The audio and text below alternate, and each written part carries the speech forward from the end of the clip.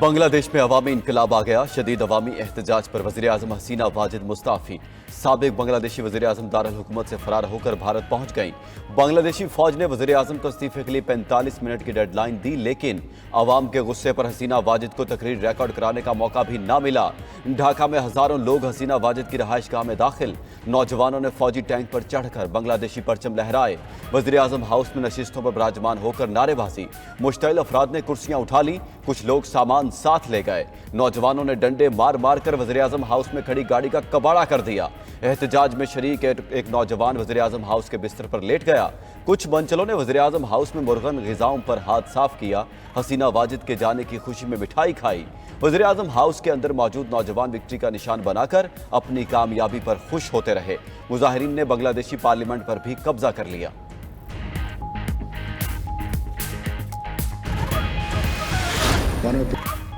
मुल्क में अबूरी हुकूमत बनाई जाएगी। बांग्लादेशी आर्मी चीफ का ऐलान। हसीना वाजिद के फरार के बाद कौम से खिताब में आर्मी चीफ जनरल वक़ारुज़्ज़मान ने कहा, शेख हसीना वाजिद ने इस्तीफा दे दिया। मुजाहिरीन के तमाम मुतालबात पूरे किए जाएंगे।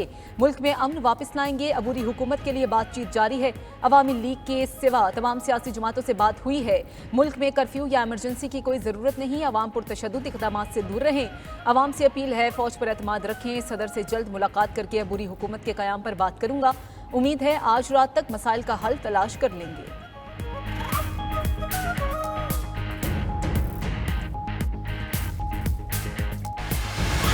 हसीना वाजिद के फरार पर बांग्लादेश में जश्न का समा। दारुल हुकूमत ढाका में कई दिनों से जारी एहतजाज जश्न में बदल गया। लाखों लोग ढाका की सड़कों पर जश्न मनाने के लिए निकल आए। साबिक बांग्लादेशी वज़ीर-ए-आज़म के जुल्म सितम से तंग लोग सड़कों पर नाचते गाते रहे। मुश्तइल मुजाहिरीन शेख मुजीबर रहमान के मुजस्मे पर चढ़ दौड़े। नौजवानों ने मुजस्मे पर हथौड़े बरसाए और ऐनक तोड़ दी। इर्द गिर्द मौजूद नौजवान इस दौरान शदीद नारेबाजी करते रहे। मुजाहिरीन ने हुक्मरान जमात अवामी लीग का दफ्तर भी जला दिया। ढाका में हजारों मुजाहिरीन ने वज़ीर दाखिला असदुज़्ज़मा खान कमाल के घर पर भी धावा बोल दिया। बांग्लादेशी अपोजिशन जमात BNP के रहनुमा खालिदा ज़िया ने लोगों से पुरअमन रहने की अपील कर दी।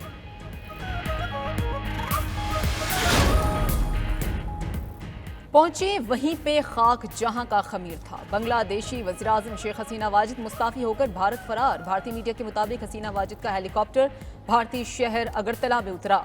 भारतीय हुकूमत की शेख हसीना वाजिद को महफूज रास्ता देने की यकीन दहानी। भारतीय कौमी सलामती के मुशीर अजीत डोवल ने हसीना वाजिद से एयरबेस पर मुलाकात की। हसीना वाजिद ज़्यादा देर भारत में क़याम नहीं कर सकेंगी। उन्हें मुख्तसर क़याम के बाद लंदन रवाना किया जाएगा। भारत में बांग्लादेशी हाई कमीशन की सिक्योरिटी बढ़ा दी गई। एयर इंडिया ने ढाका जाने वाली तमाम परवाजें मनसूख कर दी। भारतीय फौज को बांग्लादेश के साथ सरहद पर हाई अलर्ट रहने का हुक्म मिल गया।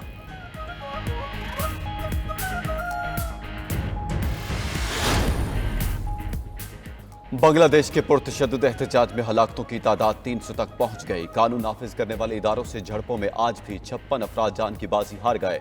93 से ज्यादा अफराद ने कल इनकलाब के लिए अपनी जानों का नजराना पेश किया था। बांग्लादेशी तलबा का एक माह से कोटा सिस्टम के खिलाफ एहतजाज जारी था। तलबा ने आज दारुल हुकूमत ढाका की तरफ लॉन्ग मार्च की कॉल दे रखी थी। हसीना वाजिद और हुक्मरान जमात अवामी लीग ने अपने अवाम पर बदतरीन जुल्म उठाया। कर्फ्यू लगाकर मुजाहिरीन पर सीधी फायरिंग की। डंडों से मारा पीटा। इंसानी सोच हरबे इस्तेमाल किए गए। झड़पों के दौरान मुतादिद इमारतों, थानों और गाड़ियों को जला दिया गया। हुकूमत ने मुजाहिरीन को रोकने के लिए इंटरनेट सर्विसेज बंद की। सोशल मीडिया प्लेटफॉर्म फेसबुक और व्हाट्सएप सर्विस भी मुअत्तल रही।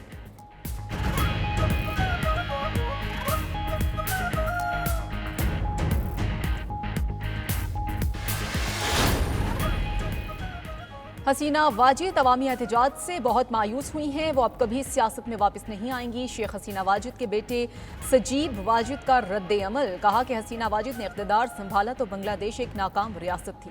अब बांग्लादेश एशिया का उभरता हुआ टाइगर है। मुजाहिरीन के खिलाफ हुकूमत का रद्द अमल बिल्कुल दुरुस्त था।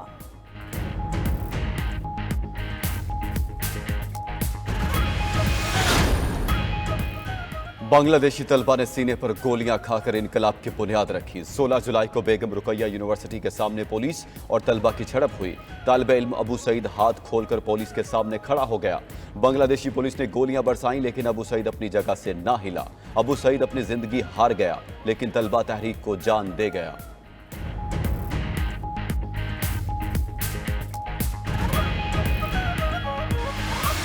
हमारा इस वक्त सारे का सारा फोकस है बुनियादी तौर पर पाकिस्तानी स्टूडेंट्स के हवाले से, जो कि अल्लाह का शुक्र है कि खैर खैरियत से हैं एज वी स्पीक। एक थोड़ा सा वाक़या हुआ था कुछ देर पहले राजशाही मेडिकल कॉलेज में, जिसमें हमारे बच्चे थोड़े से परेशान हुए थे। वहाँ पे कोई जो बांग्लादेशी स्टूडेंट्स का आपस में कोई मसला हुआ था, जिसकी वजह से थोड़ा सा परेशानी हुई थी। लेकिन फिर हमने लॉ एंड ऑर्डर एजेंसीज को और पुलिस को एंगेज किया था, और अल्लाह का शुक्र है कि अब वो खैर खैरियत से हैं। बांग्लादेश में मौजूद तमाम पाकिस्तानी तलबा खैरियत से हैं। बांग्लादेश में तैनात पाकिस्तानी हाई कमिश्नर सैयद अहमद मारूफ की 92 न्यूज़ से गुफ्तगू। कहा कि बांग्लादेश की सूरत हाल बहुत तेज़ी से तब्दील हो रही है। कल से तलबा की पाकिस्तान रवानगी शुरू हो जाएगी। हमारा तमाम तर फोकस इस वक्त पाकिस्तानी तालिब इल्मों पर है।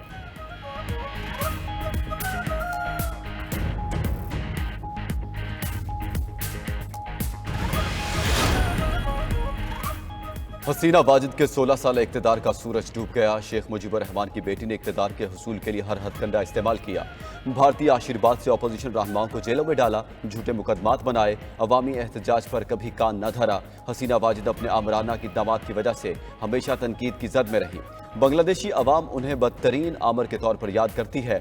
शेख हसीना वाजिद अपने इक़्तिदार को तूल देना चाहती थी, लेकिन उनका ख्वाब चकनाचूर हो गया। हसीना वाजिद ने मुल्की मफादात के खिलाफ जाकर हमेशा भारतीय पॉलिसियों को तरजीह दी। जमात इस्लामी के कई रहनुमाओं को फांसी पर चढ़ा दिया।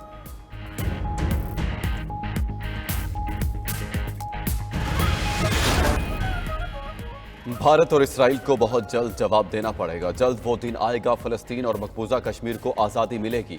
वज़ीर-ए-आज़म शहबाज शरीफ का यौम इस्तेहसाल कश्मीर पर पैगाम। कहा, 5 अगस्त 2019 के गैर कानूनी भारतीय इक़दाम की मजम्मत करते हैं। अक़वाम मुत्तहिदा और OIC भारत के गासिबाना फैसलों को मुस्तरद कर चुकी है। भारत किसी गलत फहमी में ना रहे। कश्मीरियों का हक खुद इरादियत कोई नहीं छीन सकता। मकबूजा कश्मीर ज़रूर आज़ाद होगा। पाकिस्तान एटमी ताकत है। भारत हमसे बैठकर तनाज़ात हल करे। मजलूम कश्मीरियों और फ़लस्तीनियों को उनका हक मिलना चाहिए।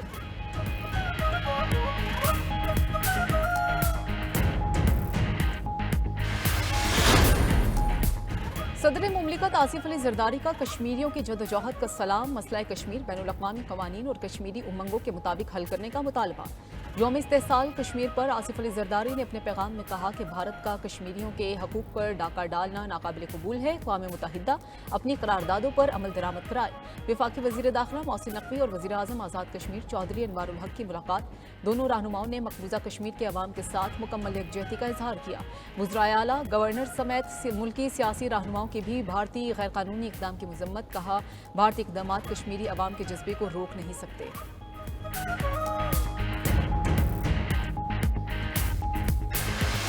यौम इस्तेहसाल कश्मीर के मौके पर मैं ये पैगाम देना चाहता हूँ कि फ़ौज पाकिस्तान हक़ खुद इरादियत की मुनसिफाना जद्दोजहद में मकबूजा कश्मीर की बहादुर अवाम के साथ खड़ी हैं। ये बात हम सब जानते हैं कि मकबूजा कश्मीर में गैर इंसानी लॉकडाउन, मकबूजा इलाके के आबादियाती ढांचे को तब्दील करने के लिए गैर कानूनी भारतीय इक़दामात और इंसानी हकूक़ की संगीन पामाली, ये सब बैनुल-अक़वामी क़वानीन की खुली खिलाफ वर्जी है। पाक फौज कश्मीरी कौम के साथ खड़ी है। मसला कश्मीर का हल कश्मीरियों की ख्वाहिशात के मुताबिक नागुज़ीर है। DGI SPR lieutenant general Ahmed Sharif कहते हैं, भारतीय कब्जे के खिलाफ कश्मीरियों की जदोजहद नाकाबिल फरामोश है। कश्मीरियों के हर फोरम पर हिमायत जारी रखी जाएगी। मसला कश्मीर को अक़वाम मुत्तहिदा की करारदादों और कश्मीरी आवाम की ख्वाहिश के मुताबिक हल करना चाहिए। अफ़वाज पाकिस्तान मकबूजा कश्मीर के शहदा की कुर्बानियों को खराज तहसीन पेश करती हैं।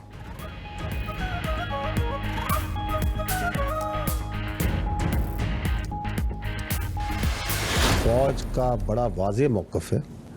जो 7 मई की ISPR की प्रेस कॉन्फ्रेंस थी, उसमें यह बयान किया गया था। ना उसमें कोई तब्दीली आई है और ना ही आएगी। डिजिटल दहशतगर्दी जो है, इसकी जो खिलाफ जो पहला लाइन ऑफ डिफेंस है ना, द फर्स्ट थिंग जिसने इस डिजिटल दहशतगर्दी को काबू करना है, इसका तदारक करना है, वो है कानून। अनफॉर्चुनेटली आप उसके सामने है कि जो झूठ है, प्रोपेगेंडा है, मीडिया में भी किसी हद तक, लेकिन बहुत हद तक सोशल मीडिया में। 9 मई पर फौज का मौक़िफ़ इंतहाई वाज़ेह है। इसमें कोई तब्दीली नहीं आई और ना ही आएगी। मायूसी और इंतशार का बयानिया बनाया जा रहा है। बयानिया बनाने वाले फौज और अवाम में दरार डालना चाहते हैं। DGI SPR lieutenant general Ahmed Sharif की न्यूज़ कॉन्फ्रेंस। कहा कि डिजिटल दहशतगर्दी के खिलाफ पहली दिफाई लाइन कानून है। बेज़मीर लोग मुल्क और इदारों के खिलाफ बातें कर रहे हैं। ऐसे अफराद पर बहुत ज़्यादा सरमायाकारी की जा रही है। इन लोगों को इतना ही ख्याल है तो पाकिस्तान के उरूज का बयानिया क्यों नहीं बनाया जाता। फेक न्यूज़ और प्रोपेगेंडे के खिलाफ कार्रवाई की जाएगी। यहाँ एक माफिया है जो नहीं चाहता कि पाकिस्तान के अवाम तरक्की करें। माफिया को ये तकलीफ है फौज फलाह बहबूद के काम क्यों कर रही है। किसी काम की वजह से पाकिस्तान का फ़ायदा हो तो क्या इससे पीछे हट जाएं? क्या तनकीद की वजह से तालीम और सेहत का काम करना छोड़ दें?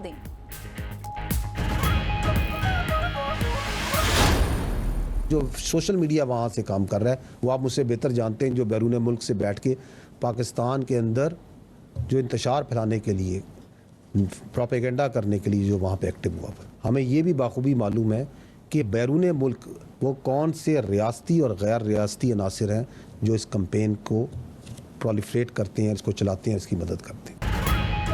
बलोच राजी मुची दहशतगर्दों और जुराइम पेशा माफिया की प्रॉक्सी है। रियासती रिट को चैलेंज करना और अदम इस्तेहकाम फैलाना उनका एजेंडा है। बलोचिस्तान में बैरूनी मुहिम कौन चला रहा है अच्छी तरह जानते हैं। DGI SPR lieutenant general Ahmed Sharif का कहना है ये प्रॉक्सीज झूठ को सोशल मीडिया पर फैला रही है।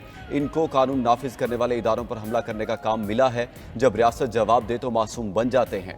गैर मुल्की अनासिर के कंधों पर चढ़कर काम करने वालों को पहचानते हैं, उनकी राह में खड़े हैं। मजीद कहा हमारी कोशिश है ईरान से पेट्रोल की स्मगलिंग जितना मुमकिन हो कम की जाए। सरहद को मुकम्मल बंद कर दिया तो माफिया को फौज के खिलाफ बोलने का मौका मिलेगा। ईरान से जो तेल आता है उसके परमिट फौज और FC जारी नहीं करती।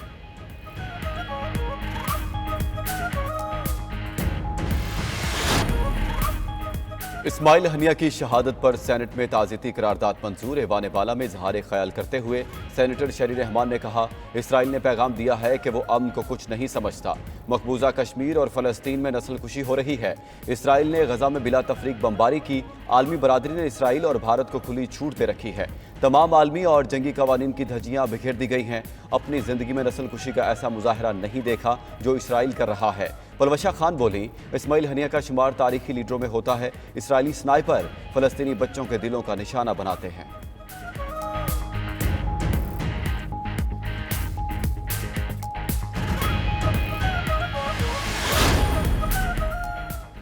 PTI रुकने कौमी असम्बली मुमताज़ मुस्तफ़ा इंतकाल कर गए। तर्जुमान कौमी असम्बली के मुताबिक मुमताज़ मुस्तफ़ा का इंतकाल दिल का दौरा पड़ने से हुआ। मुमताज़ मुस्तफ़ा का ताल्लुक रहीम यार खान से था। वो NA 171 रहीम यार खान से PTI के टिकट पर मुंतखब हुए थे। कौमी असम्बली में इजहार ख्याल करते हुए अपोजिशन लीडर उमर अयूब ने कहा कि मुमताज़ मुस्तफ़ा बानी चेयरमैन PTI के असल सिपाहियों में से थे। आज से 1 साल पहले बानी PTI को तोशाखाना केस कैद का कहा गया था।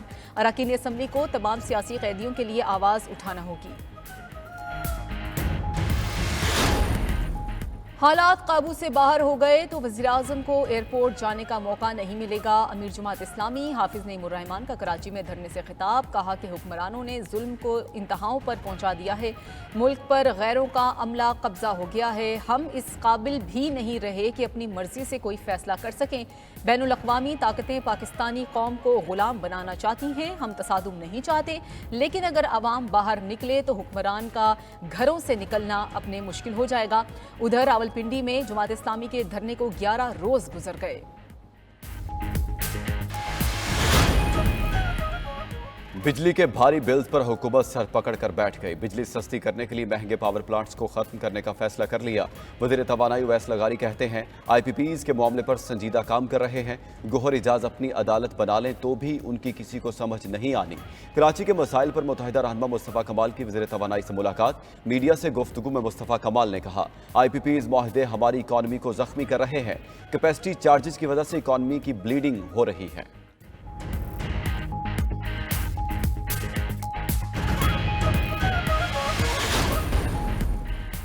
मॉनसून बारिशों से मुल्क भर में दरिया भी भरने लगे। दरिया सिंध में चश्मा और तौनसा के मकाम पर दरमियाने दर्जे का सैलाब। तरबेला और कालाबाग के मकाम पर निचले दर्जे की सैलाबी सूरत हाल रिकॉर्ड। ग्लेशियर पिघलने से भी दरियाओं में पानी के बहाव में इजाफा।